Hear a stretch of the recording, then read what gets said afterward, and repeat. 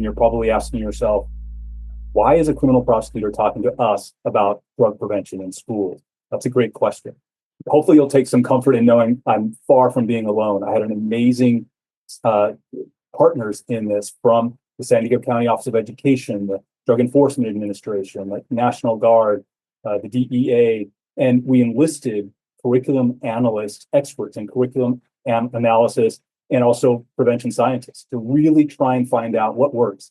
First, what's out there? How do you evaluate it? What actually has been proven to prevent the onset of drug use or delay the onset of drug use? And also, we took a look at what's out there that will actually reduce the number of overdoses, and all focused on our public schools. And so hopefully that gives you some comfort in knowing that, hey, I'm a prosecutor, but I have a lot of help. I just happen to be the one talking to you this morning. Another thing that you should understand, even though we're prosecutors, is Summer Stephan's vision of public safety it's really a broad one. Most of the time as prosecutors, what we're doing is we're investigating and responding, reacting to the harms caused by crime in our community. We do that through investigations. We do that through prosecutions in our criminal courts. But something that Summer has recognized for quite some time now is if we can get in front of that harm, stop it before it actually happens, then our ability to just improve and increase the welfare of our community and our citizens is just tremendous. And that's really what this is all about, is getting in front of the harm, stopping it before it happens. And this is one small component of doing just that. It's the drug prevention in schools. And as you've heard, we have so many partners. We need law enforcement to stem the flow of these drugs that are coming into our community. We need treatment providers to actually help people that are struggling with their substance use disorders. We need harm reduction for those most vulnerable among us that are suffering in their addictions. But my focus this morning with you is on drug prevention in our schools. I'd like to start by giving you some background. Why is this so important? It sounds like that's probably an easy answer to the question, but I want to give you some actual specific stats that tell you the scope of the problem and then narrow it down to what we're seeing in San Diego County and the response we've taken here in our county. So you're all probably familiar with the Journal of the American Medical Association, JAMA, as it's commonly called. And in their JAMA Pediatrics publication, they had data that they showed. And what they found is over a course of 22 years, we've had over 5,000 pediatric fatal opioid deaths. And so over 5,000 in a 22-year period. The vast majority of those were within that age range of 15 to 19 years of age. So we're talking really high school kids, right? The next most common age group there were our smallest, right? It's the infants and the small children between the ages of 0 and 4. And that's not surprising. They're the ones that are finding, unfortunately, the drugs, whether in the carpet at home or playground, consuming them and being harmed by them. The vast majority of those deaths were unintentional deaths. And at the bottom of your slide, what you're seeing is that starting in 1999, we had 175 pediatric opioid deaths. And of those, 5% were caused by fentanyl. Not surprising, fentanyl really didn't become a problem for us as a nation until around 2012 to 2013. Around that time, it really started to come onto the scene and has just increased exponentially since then. When we look at 2021, by 2021, we had over 1,500 pediatric opioid deaths in this country, and 94% of those were the result of fentanyl. So that's 30% of the 22 years worth of pediatric opioid deaths. 30% happened in just 2021 alone. So that's pretty startling. California has its own overdose surveillance dashboard. And so when I took a look at the dashboard, what I found was that in 2021, that incredibly harmful, horrendous year when it comes to fatal fentanyl deaths, there were 252 pediatric opioid deaths that came from fentanyl. And that's between the ages of 0 and 19. Here in San Diego County, that same year, we lost 12 children to fentanyl. And when we looked at our San Diego numbers, we kept it within the age group of under the age of 18, so 0 to 17. So the numbers might be a little bit off because both the overdose surveillance dashboard and the numbers looked at by JAMA included up to the age of 19. But we did lose 12 children between the ages of 0 and 17 here in our county in 2021. So then what did we do about it? Starting in June of 2022, the San Diego County Board of Supervisors, as many of you know, they declared illicit fentanyl a public health crisis. A few months later, at the urging of Summer Stephan and Supervisors Desmond and Lossing Reamer, the Board of Supervisors here in San Diego County unanimously approved fentanyl education to be required in our county schools, and also to broaden the distribution of naloxone throughout the community. In December of 2022, the San Diego County Board of Supervisors also voted to increase fentanyl education, outreach, and early intervention. Our county Health and Human Services Agency has done tremendous work as a result of that board action. And then in January of 2023, that's when the working group that I have been fortunate to be a part of actually kicked off. And so it's, as you heard, it was a partnership between the DA's office, Summer Stephan, San Diego County Office of Education. At the time, it was now retired, Dr. Paul Gothold, and then with representatives from San Diego County Office of Education, HIDA, as I mentioned, the California National Guard, DEA, and it has been a tremendous experience. And I've been a prosecutor for 25 years, and I've been fortunate to do some tremendous work in this office, going after some really dangerous people, doing some really bad things, and doing my part to help our community be safe. This work, in particular, identifying drug prevention curricula that have been proven to be effective, is just as exciting, incredibly rewarding to be a part of this. So I'm honored to have been participated in this effort and to continue to participate and hope to do some good here. Our goals as a working group were twofold. First, we wanted to prevent the initiation or escalation of substance use among 18 or younger in our community. And we do that through evidence-based drug prevention curricula. And then the second goal was to reduce or prevent overdoses among children under the age of 18. So we were able to identify 5 curricula. And we did that in ways that I'll explain. But here are the 5 curricula that we identified in what we have put down in a brief, a document that will be available to you, to everyone. It's available right now, and I'll show you a link in just a moment of where you can find it. So you can see here, these are the names of the various identified curricula: Positive Action, SUOPT Life Skills Training, the DARE, Keeping It Real, Project Alert, and Project Towards No Drug Abuse. I'll explain to you now, how did we go about identifying these curricula? So with elementary and middle schools, what you'll see here is we have Positive Action, DARE, Keeping It Real, SUOPT Life Skills, Project Alert. And you can see on your screen that they vary in terms of the grades that are covered, but they start from kindergarten, go through middle school, then all the way through high school.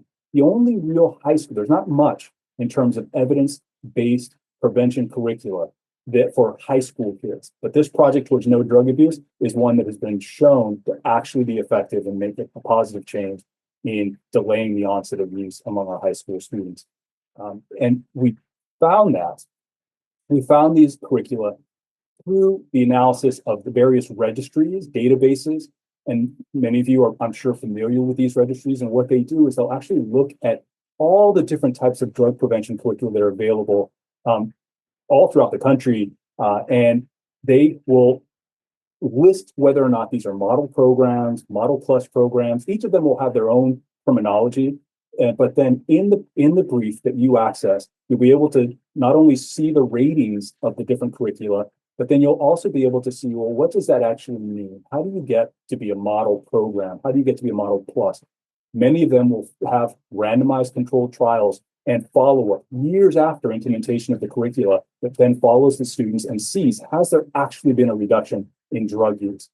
So it's a tremendous resource. I'm not a prevention scientist. I'm not a curriculum analyst, but we enlisted the help of just those people, prevention scientists, curriculum analysts, and through partners at ADAPT, they were fantastic in helping us understand the science. What does this all mean? And which programs do we think are most effective? One great example right now that you may be aware of is the San Diego County Office of Education has entered into a contract with Project Alert. It's one of the drug prevention curriculum in our brief. And Project Alert, it's currently being used in 23 schools throughout our county, 7 school districts, and they're looking for more. So if you are an educator, you are an administrator at our public schools, reach out to San Diego County Office of Education. You can see that we just now recently have gotten some data after the implementation of this project. In 2023 to 2024 was the first initial date.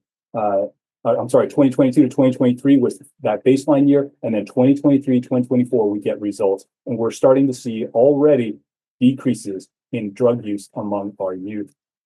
On a similar vein, the California National Guard is tremendous partners with us in this. They are already in all these schools that you're seeing on your screen, 22 schools and growing. And they're doing a mix of drug-specific education. I'll talk about that in just a moment. And also the drug prevention curricula among those 5 curricula that I've already showed you. But drug-specific education, hugely important in the sense that although science and research has shown that alone, it doesn't really change much in terms of drug usage among our youth. But drug-specific education may be very effective in reducing the amount of overdoses. That makes sense when you think about the fact that it's that threat of fentanyl. It's an immediate threat of fentanyl. So being able to recognize the harm, the form that harm comes in, and how to respond to it, that's drug-specific. That is going to save lives. Our recommendation is you don't do that alone. Couple that with an in-depth drug prevention curricula, life skills prevention curricula. And what do I mean by life skills prevention curricula? It is addressing or building those character traits in our youth that is going to give them the tools to resist the use of harmful substances. I'm talking about things like emotional self-regulation. I'm talking about resiliency. I'm talking about self-confidence, communication. Those are skills that take a long time. They need to be an embedded curricula over weeks and weeks and weeks or months in a school by trained professionals, and you build those skills. And then you add, as the children get older, that drug-specific component. One very important thing to consider is the fact that effective drug prevention curriculum all starts very, very young, much younger than you would think. It used to be when we talked about drug prevention curricula, we first started talking about it, people would say, okay, well, middle school, that's right, you start at middle school. And what we've learned is no, sure, if that's where you're at, start wherever you are. But if you can, start younger. They need to get their skills starting. And of course, you're not talking about fentanyl and methamphetamine in elementary school. You're talking about how do you handle when you get frustrated or you're anxious, and all those skills that lead to substance use. So start young. Emotional and social learning, that's critical to successful drug prevention strategies. Feasibility, fidelity, and evaluation, they're just as important as whatever curriculum you choose to implement. And so what does that mean is, can you practically implement this? Do you have the resources to implement the curriculum that you choose? Can you abide by fidelity? Can you abide by what is actually required in terms of the number of modules? Are they being taught in the right way? And then you need some follow-up evaluation. Is this actually working? Our working group will help you if you're interested in putting into place any of these curriculum and setting up those type of tracking measurements. So collaboration and cooperation is essential. I put here collatus viribus. Maybe you noticed it in the emblem. That's the kind of California National Guard, one of their mottos. That's with one united force. That's really what we're talking about. We can't do this alone. None of us can do it alone. And another important takeaway is the vast majority of children do not use alcohol or other drugs. You can see the link here. This presentation is going to be available publicly, but that's the link to the SUOPT website where you can find the actual document that we put together, and it goes into detail all of what I've been talking about. And I want to end with acknowledgments, thanking, of course, Summer Stephan for allowing me to participate in this incredibly rewarding effort and project. I've absolutely enjoyed it. And of course, our partners, all of our partners in the County Office of Education, and the professionals who have assisted us. And of course, Marla facilitating and making our brief and our work available to the public on your website. And then, of course, our working group members. And like I said, I'm just one of a number of very dedicated, talented individuals that took part in this. Jim Crittenden, I want to name them, Marla. I'm almost done. Jim Crittenden, the San Diego County Office of Education, tremendous resource. Amy Hendel from HIDA, Alma Babcock from HIDA, Kelly McKay from the DEA, Nicole Pless and Christopher Ryan from the California National Guard. It's been an honor to work with you, and I look forward to continuing to work with you. Marla, thank you so much for allowing me this opportunity. I'm Alan Haber. I'm a senior intelligence analyst with the San Diego Law Enforcement Coordination Center, and I mostly focus on a day-to-day basis at looking at threats emanating from Mexico that have the potential to impact San Diego and Imperial counties. I'm looking at how drug trafficking organizations are producing, trafficking, and staging drugs, specifically fentanyl, methamphetamine, and cocaine across our border with Mexico. That's pretty much what I'll be presenting today, drug trafficking trends. What I've observed over the past 12 months, and it's just a glimpse as to what I'm seeing. Obviously, there's a lot more that can be shared, but time is short here. So you just saw a map of our county. Our agency covers San Diego and Imperial counties. 3 ports of entries are shared with Baja California, Tijuana and Tecate. Then Mexicali shares 3 ports of entry with Imperial County. I'm also highlighting Sonora, a Mexican state south of Arizona, because some of the examples that I'll be sharing today with you will cover those areas. So I'll be covering production, I'll be covering trafficking and seizures, and then seizures at our ports of entry. So just to go over what trends we've been seeing over this year, nothing really new, but these are ongoing trends. Baja California remains a primary drug trafficking corridor for Pacific-based cartels or drug trafficking organizations, specifically the Sinaloa Cartel and Cartel Jalisco Nueva Generación. There are a lot of large quantities of drugs that are being seized in transit to or within Baja California. It was mentioned previously, Sonora is like a trafficking corridor within Mexico into Baja California. These drug trafficking organizations are operating stash locations just across our border, mostly concentrated around the San Ysidro and Otay Mesa ports of entry, where they consolidate and prepare their drug loads to come into the United States. Another kind of an interesting phenomenon across the border, more so this year, is being reported in Mexican media.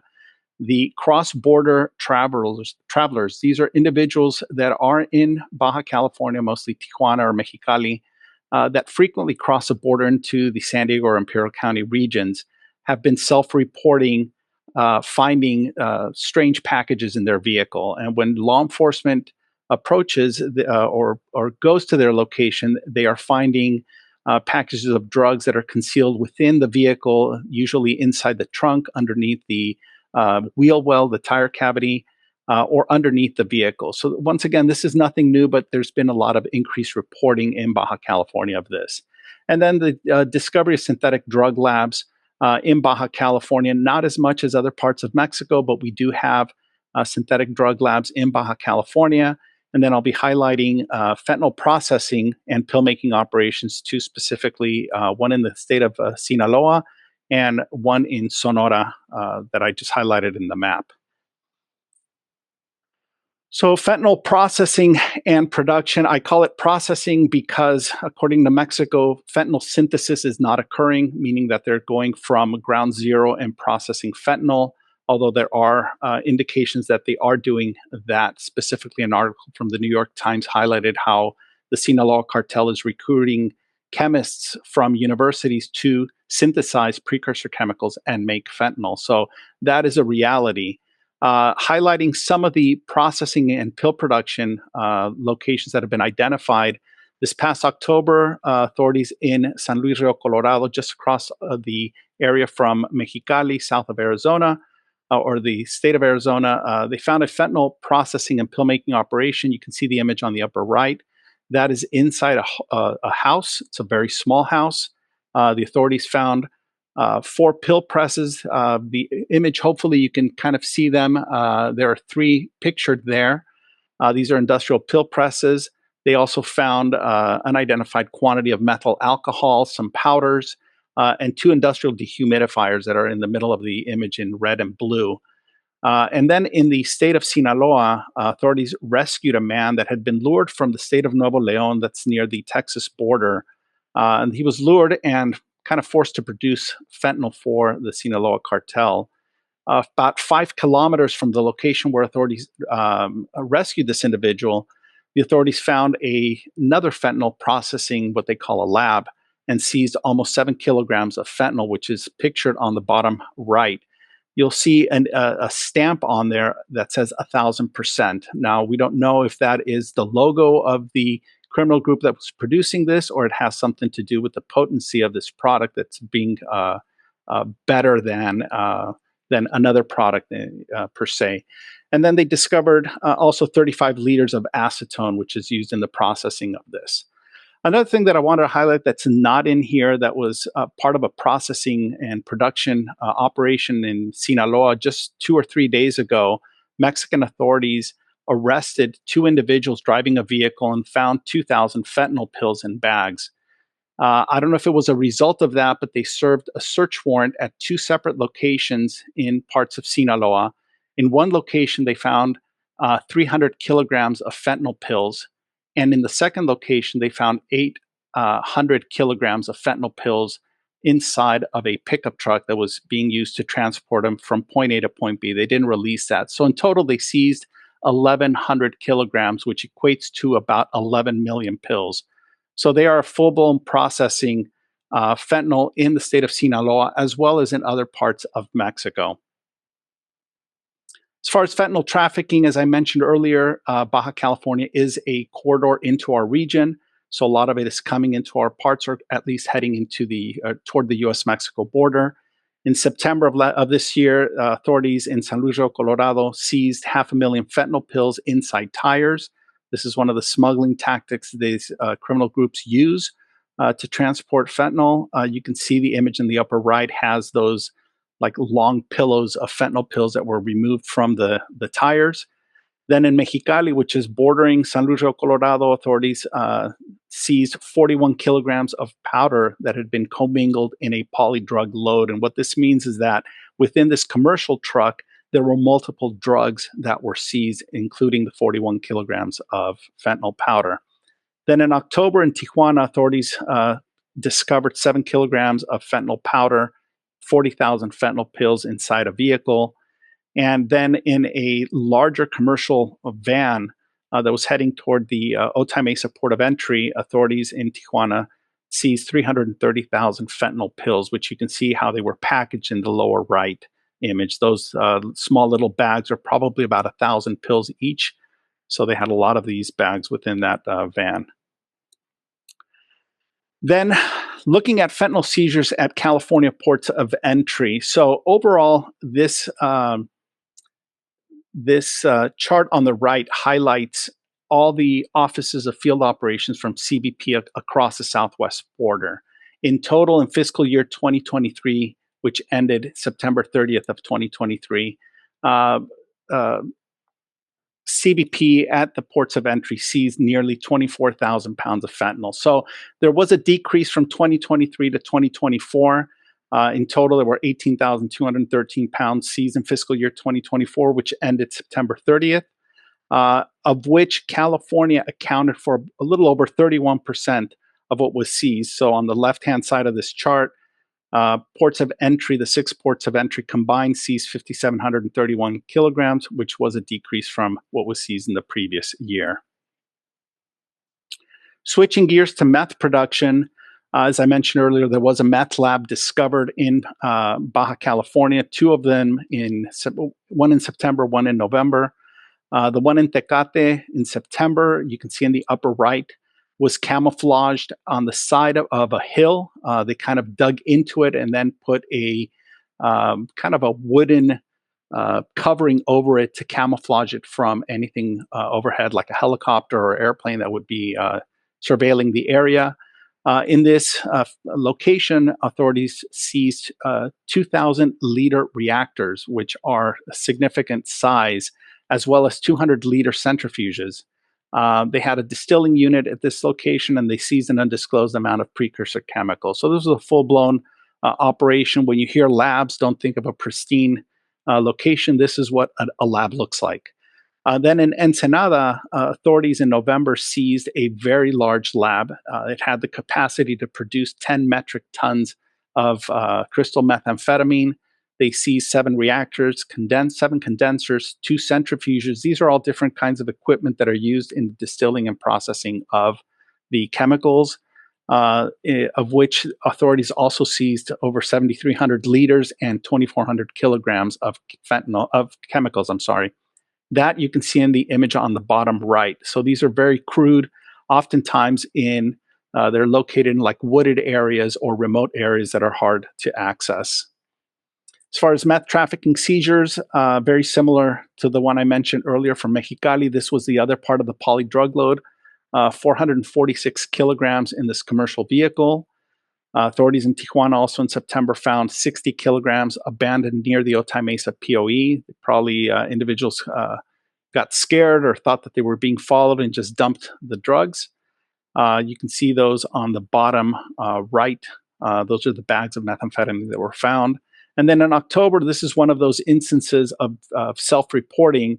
An individual notified law enforcement, and they found 22 kilograms of methamphetamine inside the trunk of this individual's vehicle.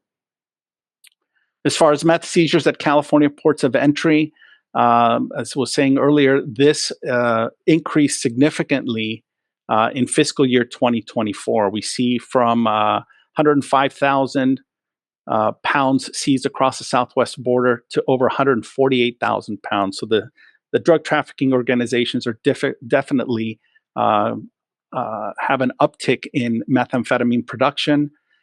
In this instance, California POEs account for over 63% of what is being seized along the southwest border. This is by weight. So most of the methamphetamine that's entering the United States is entering through California ports of entry. And what fiscal year 2024 did, which was kind of interesting, is it broke a downward trend. For the previous 3 years, methamphetamine seizures at California ports of entry were decreasing year over year. And as you can see, there was a significant, maybe a 20-25% increase over the previous year here. And lastly, I'd like to talk about cocaine trafficking. Mexico, although has been basically cultivating coca, mostly in the state of Guerrero, they have discovered significant amounts of coca fields. It's nowhere near what is being produced in South America. So predominantly most of the cocaine in the United States is coming from Colombia, a little bit less from the surrounding countries. What they do is these criminal groups in not only Mexico, but Central and South America move the cocaine mostly through either airplanes or through small go-fast vessels or fast boats that you can see pictured on the upper right. There have been a lot of reports this year of these vessels being stopped and apprehended in the waters off the coast of Mexico, all the way from Chiapas up until about the coast of Sinaloa.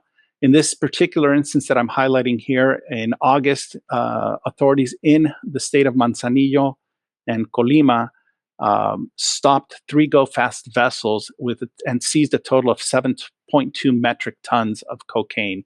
So you can see the amount of cocaine in the bottom part of that image and 2 of the 3 boats on top. You'll see they have 3 outboard motor engines, and they're extremely large boats. Unfortunately, the image is not very clear, and you can't see the individuals on these boats driving, but they're very, very small. And then in September, another truck that was traveling from Durango to Tijuana, the authorities discovered over 300 kilograms that were concealed within food items. This is also very common at ports of entry, where they commingle drugs with legitimate cargo.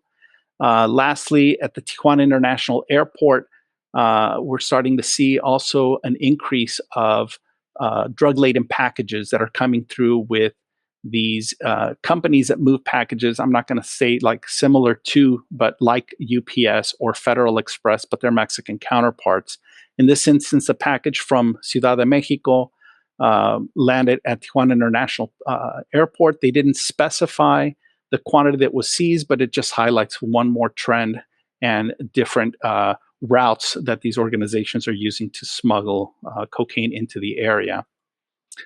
In continuing with this is another instance that was commingled with produce. San Luis Rio, Colorado authorities stopped a commercial truck, had a lot of different food items, and they seized over 930 kilograms of cocaine that were commingled with the shipment. You'll see the image. These are the bricks on the upper right. This was traveling from Colima State to Tijuana. In another instance, a vehicle that was traveling in Tijuana near the port of entry. I don't recall if this was in Otay Mesa. They seized 274 kilograms that were inside the boxes in the back of the SUV. Hopefully you can see the image on the bottom. The left side of the image, that's how authorities found the cocaine. It was just sitting there in the back of the SUV. This vehicle had stolen California plates on it. So it's obviously, this is another tactic these organizations are using so the vehicle can't be tracked back to them. And then lastly, in November, another seizure in San Luis Rio Colorado, Sonora. They seized over 450 kilograms that were concealed inside bread boxes. So the authorities, when they opened the commercial truck that was traveling from Querétaro to Tijuana, the boxes just showed that they had bread, but once inside, they found cocaine. So what we're seeing at California ports of entry is, once again, as we mentioned earlier, an increase in cocaine seizures at the southwest border of about 10% or so over fiscal year 2023. The chart on the right highlights an increase in both San Diego and Tucson Office of Field Operations. California, in this instance, accounted for about 59% by weight of all the seizures across the southwest border. So that concludes my presentation. This is Tara Stamos. I am the founder and CEO of the Harm Reduction Coalition, and I have with me Jordan Parnas. He is our drug checking technician. We are an organization that has syringe service programs, naloxone distribution, and vending machines throughout the county as a harm reduction response to the very real impact that drugs in our community are having on the folks that are using drugs. And so as an organization, we have worked to do drug checking prior to receiving the county contract for drug checking. And we did that under a pilot project. We've been able to check out the way that community has been able to respond. And one of the things that we see most is that the point of care drug checking services for people and individuals and the communities are throughout San Diego, is that they're accessing, the people who are accessing our services are from all different walks of life. We have individuals who find a sample. We have individuals who are curious about what's in their substance. We have community members who find things wherever they find them and they want to know more. We also have people who are just interested in knowing more and that shadow the program to learn more. We do different kinds of drug checking technology. Mostly right now, we are using a Fourier transform infrared spectroscopy machine, and we use that along the test strips that we have for fentanyl, benzodiazepines, and xylazine. Right now, currently, we're waiting for the another batch of test strips that will be for cocaine, methamphetamine, and I can't remember the other one. And then we are able to provide mobile outreach services to individuals, and it's centered around meeting people where they're at, which is one of the tenets of harm reduction. And by providing services by appointment based, or when individuals give us a call or we encounter them in the community, we are able to go to wherever they are. They're able to submit samples in our office. We're able to get them in the field, and we're able to do drug checking directly on the streets with individuals throughout the county of San Diego. We have been able to co-locate with programs and providers and that are engaging with people who use drugs with a specific focus on syringe service programs. Just several years ago, syringe service programs were not legal in the county of San Diego, and it was not supported. And it has been since 2021 that we've been able to really increase the access to services on relying upon evidence-based interventions. And the county of San Diego has recently had started their own syringe service program, and there are a number of other different programs in the county that have syringe service programs. And so we have partnered with them to co-locate our services for drug checking in the places and spaces that people who use drugs the most, or where they show up, and we're able to do that. And we're free. We don't charge anything. That we don't ask for anything from our individuals. We empower them instead to make informed decisions about health and safety. We're not having any sort of guidance on whether or not they should stop using, but rather we own motivation for the decisions that they're making today. And we are able to educate local participants and the communities about the different trends in the local drug supply. Jordan, in a few minutes, will be jumping on about some of the trends that we see specifically in our drug checking program. But I will tell you, as a drug checker, largely, we are seeing the same trends that we see across the country.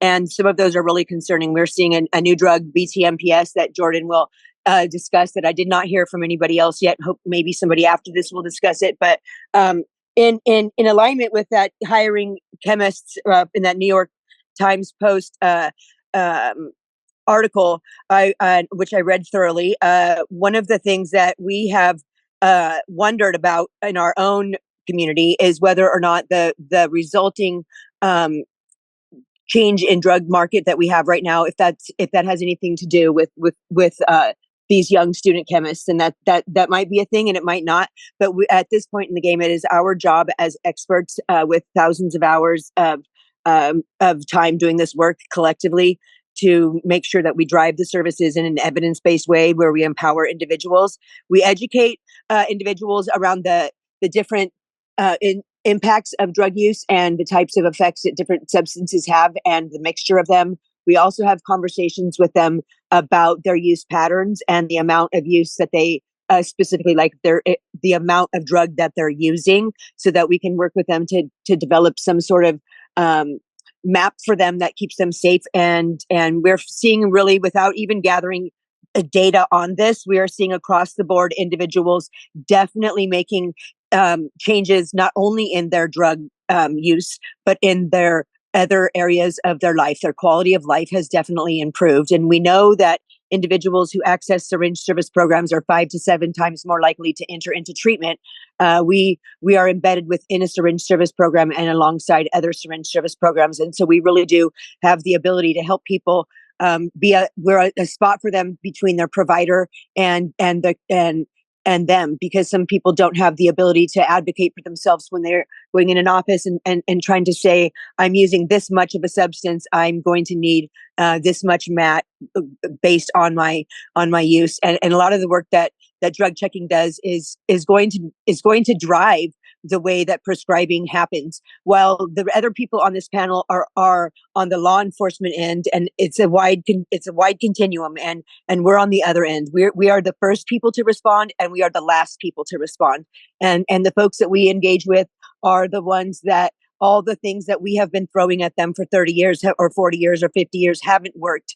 And so we really work diligently to find and use evidence-based interventions and technologies that drive the services that the participants say that they need. And we have been able to build a network with drug checking experts across the United States, Canada, Mexico, and a number of other different countries around the world through a collaborative called ACDC. And we've been able to really, really stay ahead of the game when it comes to educating our participants about paying attention to local drug trends. For instance, when I hear about something happening on the Mexican side of the border that's going to impact the drug supply, I'm not going to go and tell people there's going to be a bust on the, I don't say those things, but what I do say is, hey, please be mindful of the supply that you're using. Pay attention to the effects of it. Is the cost going up or down?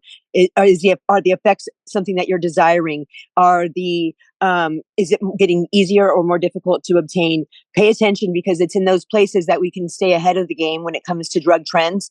And it is through the collaboration and of people in our network and the experts in the field that we've been able to begin to roll out this county contract that we have, that will be when it's completely up and running, will be an access spot for the community. And we really look forward to partnering with all of you all on aggregate information. And I do want to say that we'll always work tirelessly to protect our participants and their anonymity and keep all of it confidential. So that's that. I'm going to pass it on to Jordan now for drug trends. Thank you.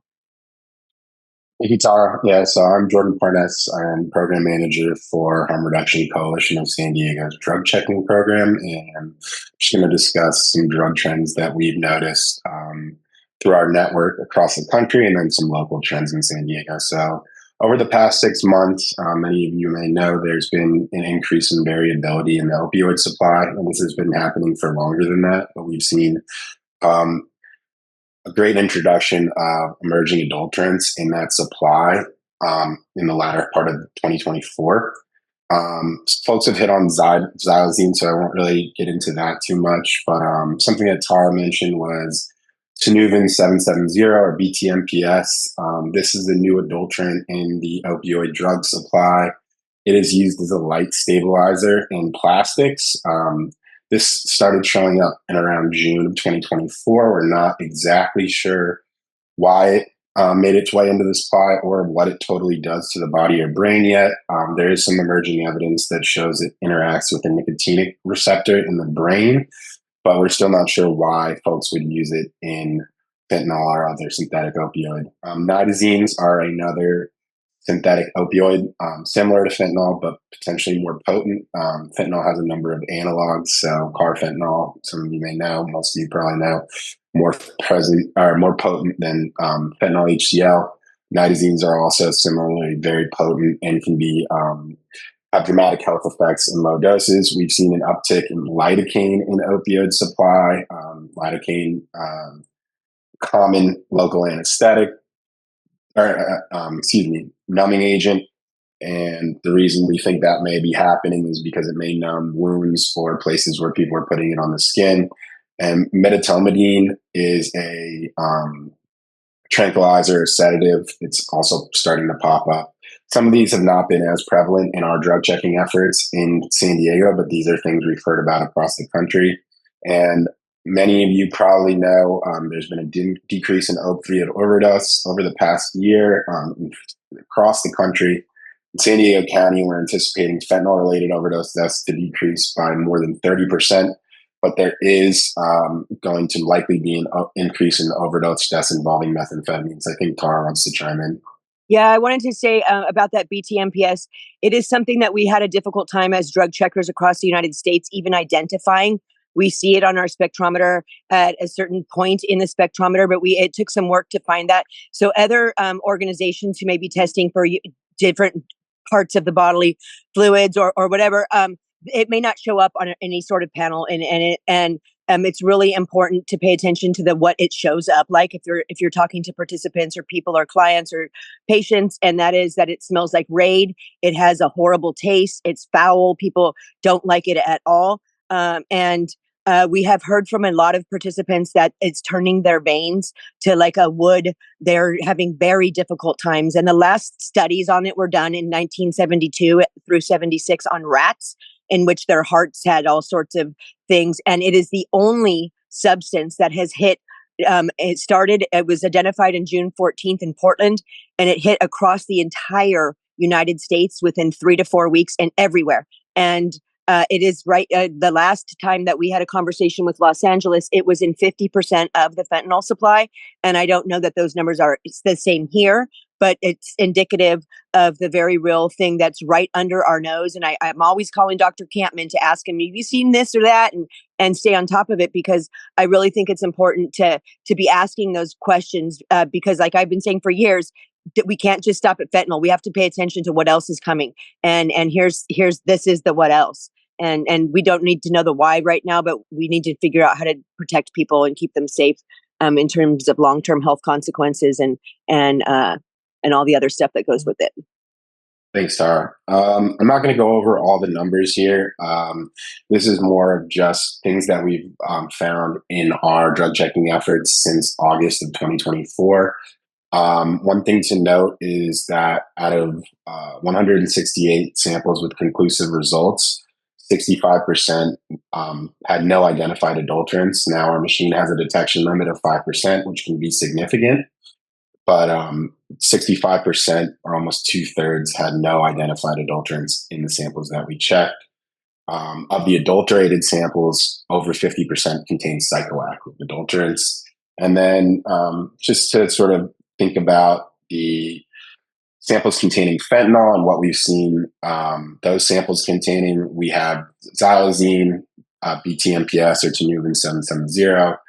Only one sample containing both, and the cutting agents that were most common were mannitol, simple sugar, usually used to add weight, and acetaminophen or Tylenol. And then the bottom point there, just when we looked at methamphetamine, cocaine, and ketamine, the vast majority of samples, we found no significant adulterants greater than 5% concentration.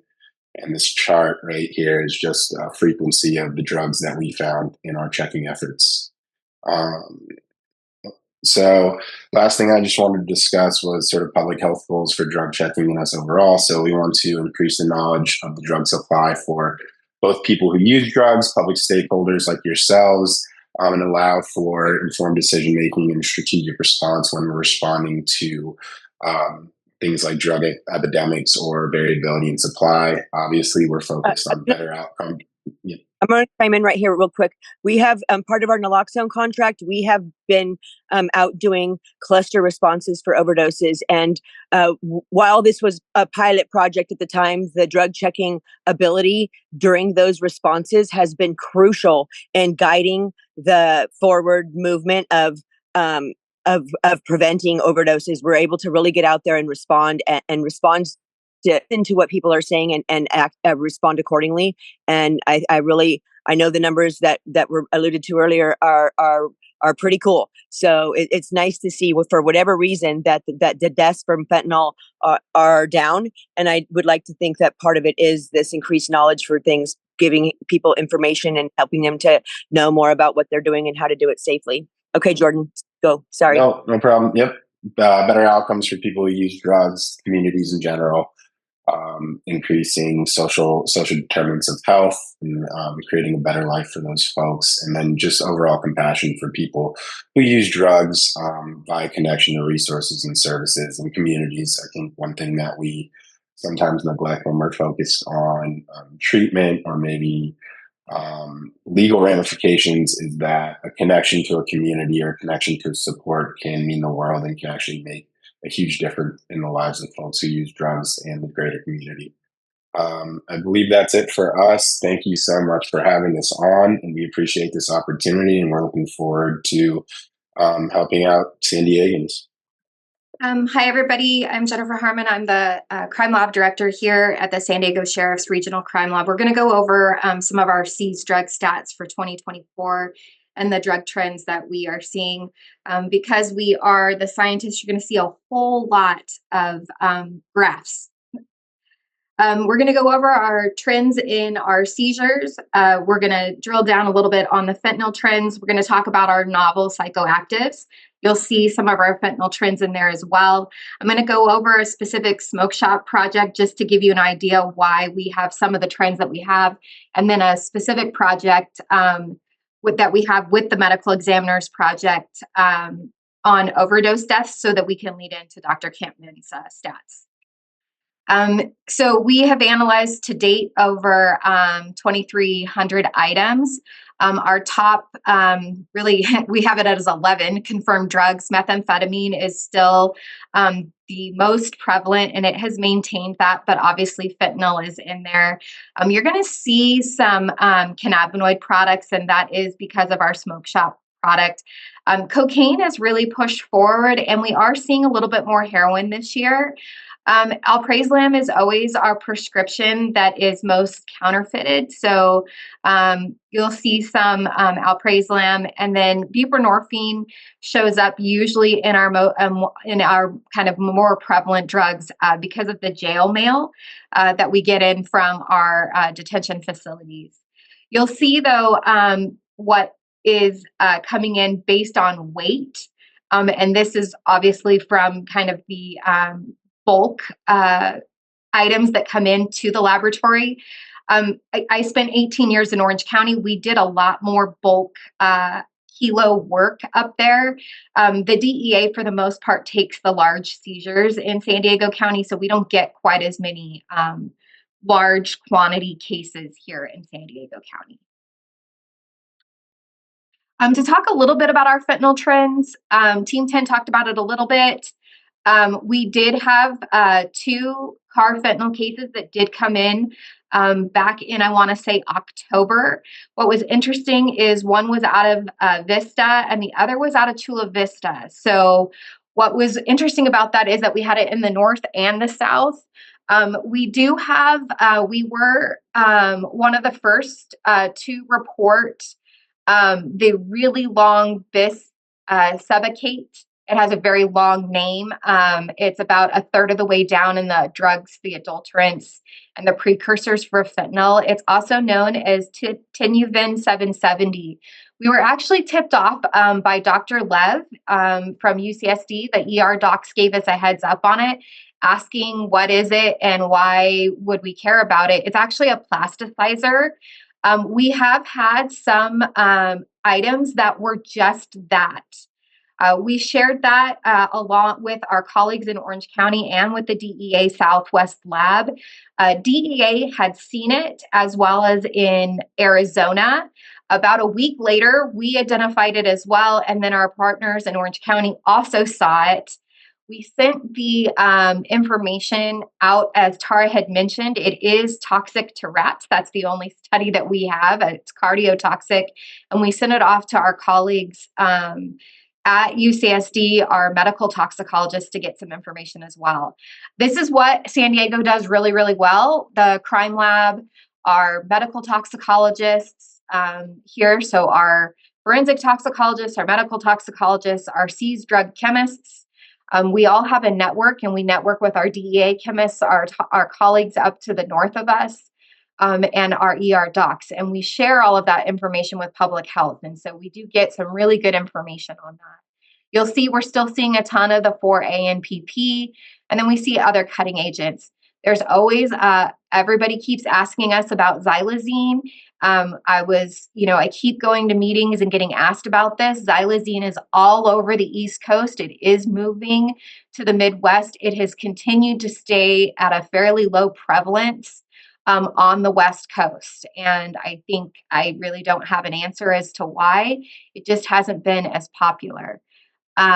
You'll see that we definitely have some other analogs.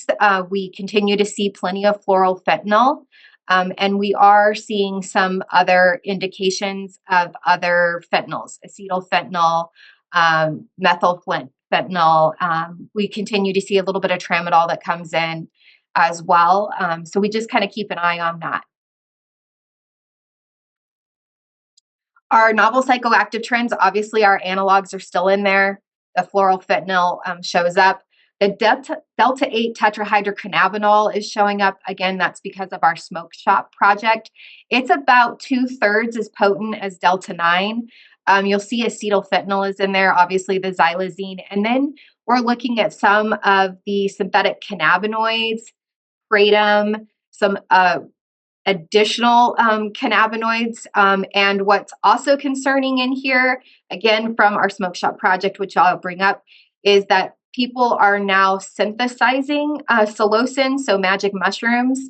This is not the mushroom, folks. They are actually synthesizing hallucinogens now and putting these in their products.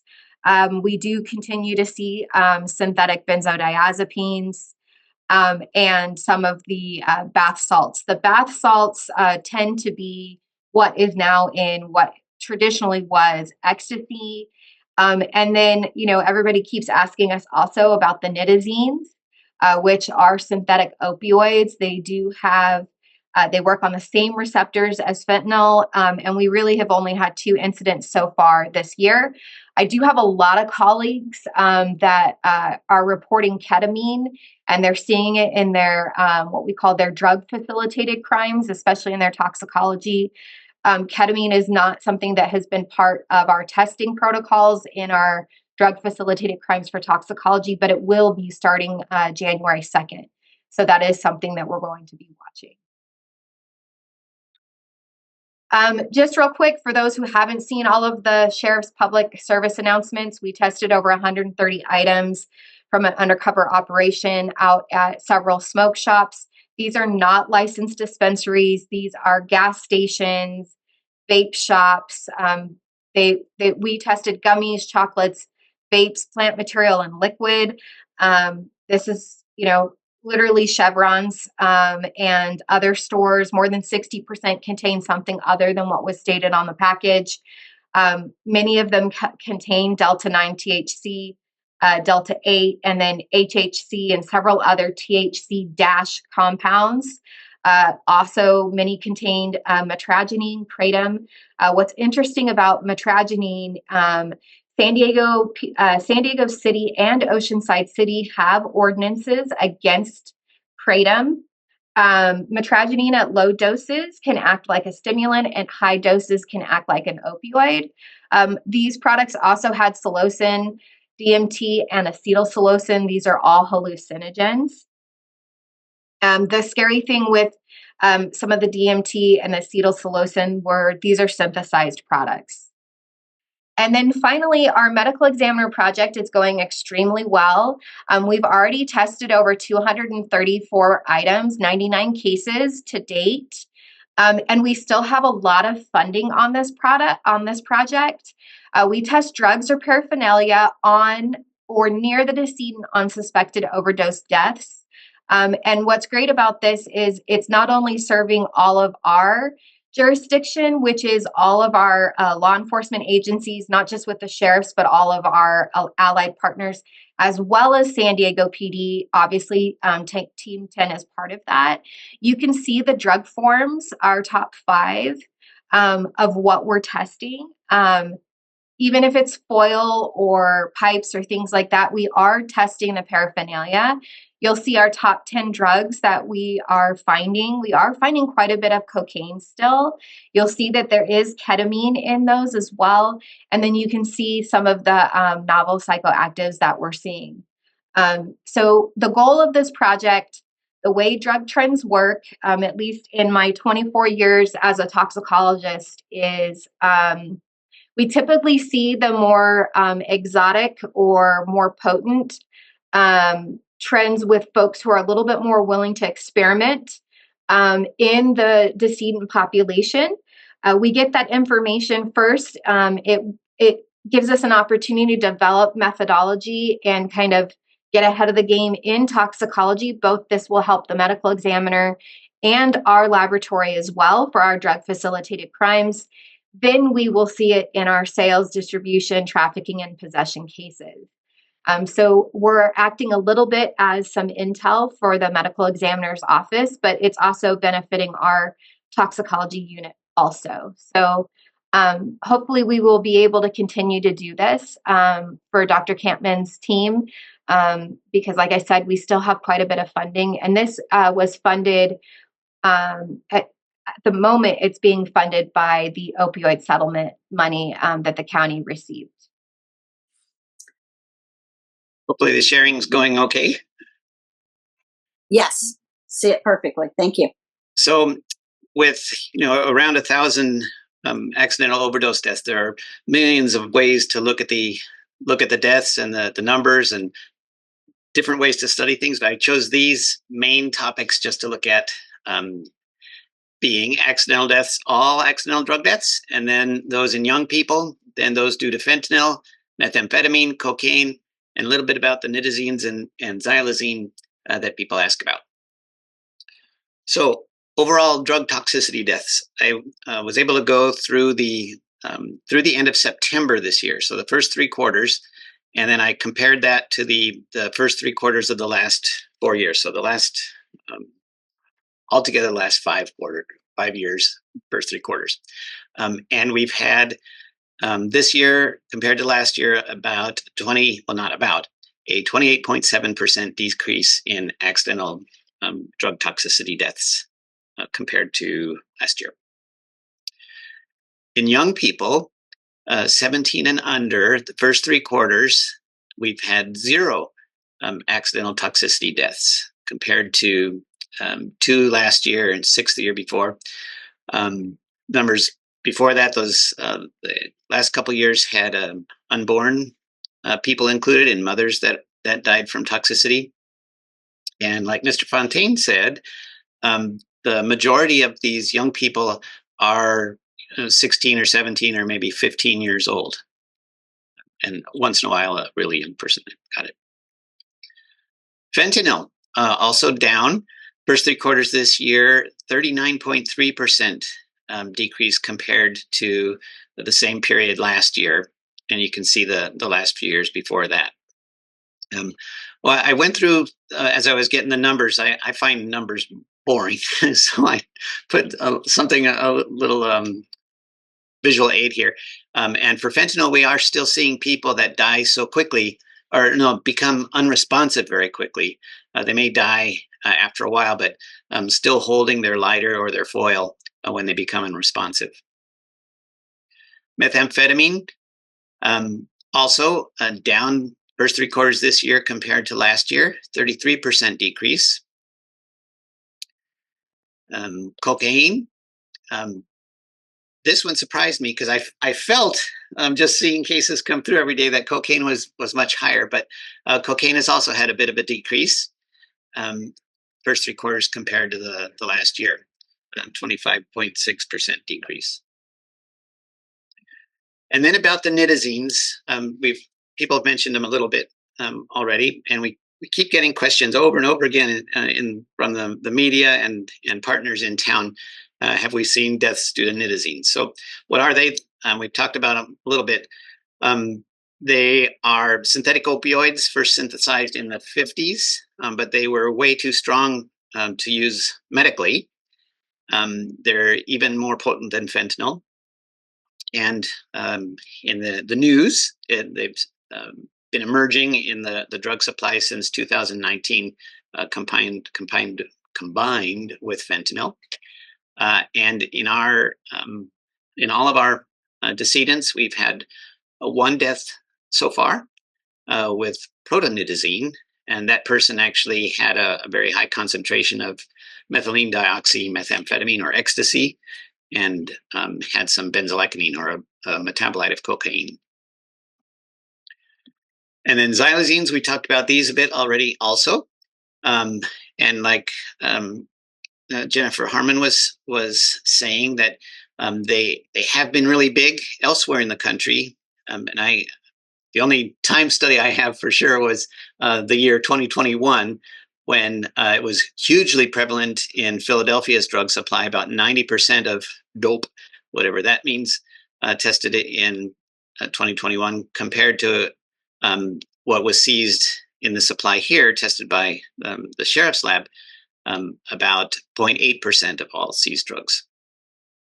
And then we studied here a group of 1,353 decedents, tested them all for xylazine, and 8 had xylazine in them. So overall xylazine, deaths with xylazine, first 3 quarters of this year, 3, compared to 6 in last year and 2 the year before, and 0, and like that. Some things I have noticed about xylazine is that when we see xylazine, it's in a really low concentration compared to what else they have. So a lot of fentanyl or fentanyl analog, and just a little bit of xylazine. Yeah, on average, the dead people we have seen had 0.01 milligrams per liter in their blood. And just for comparisons, because we don't have a lot of information about what's a toxic concentration, because it's not a prescribed medicine. So it has 0.03 milligrams per liter has been reported in someone that had drowsiness and slurred speech. And ours were around 0.01 altogether. Interestingly, the people that have xylazine, those few we've had, that had a much higher likelihood of having not just fentanyl, but parafluorofentanyl or acetylfentanyl, so an analog of fentanyl rather than just plain old fentanyl. 50% of the people with xylazine also had some form of fentanyl and methamphetamine. And in the media, and we saw earlier about the skin ulcers, none of our people have had the skin ulcers. And this person did have, these drugs came from a death scene of a person that had fentanyl and xylazine. And this, I just stumbled on this picture when I was looking, and it kind of made me sad seeing the box of pull-ups here. And this was on, the naloxone was at the home before the rescuers got there. But the person knew there was a possibility of toxicity, and again, having a kid present there kind of made me sad. So overall, the numbers are looking a little better this last year, but still a terrible problem.